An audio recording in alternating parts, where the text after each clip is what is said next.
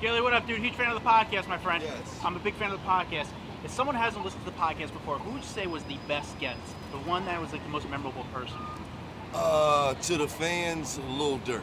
Really? Who was the one that for you guys was the most opened up the most? Was the one like the most interesting? The one you feel like you didn't want the conversation to end?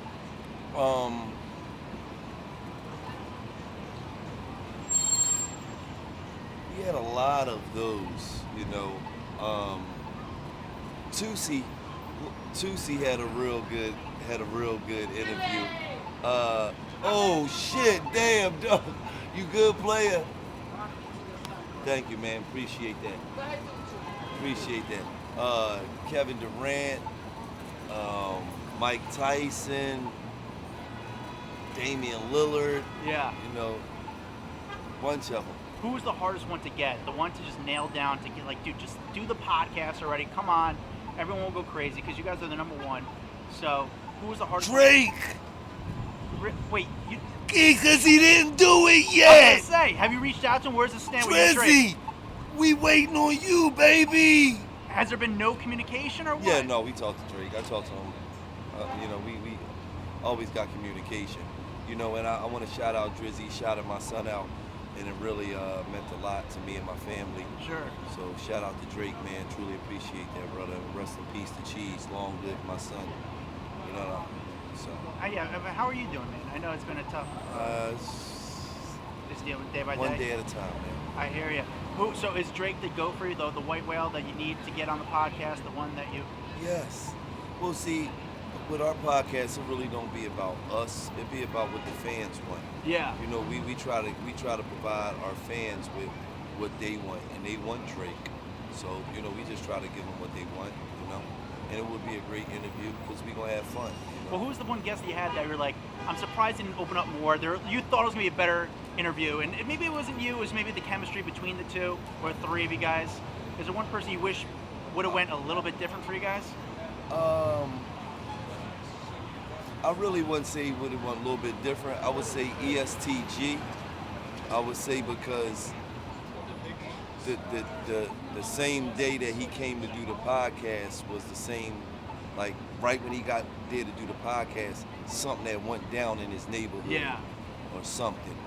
So, you know, his energy was a little off because he was fucked up. There's something that just happened. So it really wasn't. It was more of, you know, damn, I think somebody had got something of that nature. So his energy was a little fucked up. But other than that, it was a great interview, but it was kind of short, and, you know, he wasn't there where he was supposed to be at the time. Yeah. You know what I mean? Energy-wise at Barstool now, with Dave taking it back over, how are you guys feeling about it? Is it add more life to the company? Not like you guys needed life, Right. but how has the dynamic changed? I mean, now I just Dave's think back that involved? with Barstool being connected to Penn, there was so many restrictions on what they can do and what they couldn't do because of the gambling aspect of it, that now that, you know, Dave brought it back, it'll go back to being the real Barstool, you know, the reckless shit, the having fun, the making people laugh, the not worrying about breaking the rules and regulations. Yeah. And, you know, it'll go back to being a real Barstool. So, but how did he find you guys, lastly?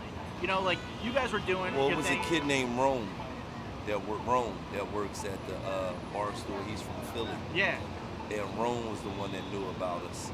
And he was the one that told them they need to get with us. And everything changed. I mean, it was a life-changing thing. Yeah, absolutely.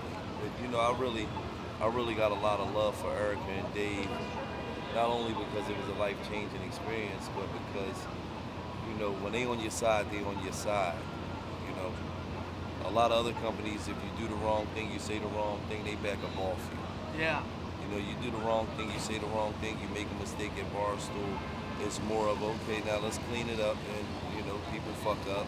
That's a part of life, and life goes on. So, you know, I really appreciate them for that. Not saying that we ever fucked up or did anything wrong, but I just know that if it ever came to that, that's the stance that Barstool will take, because that's the stance that they take with Dave.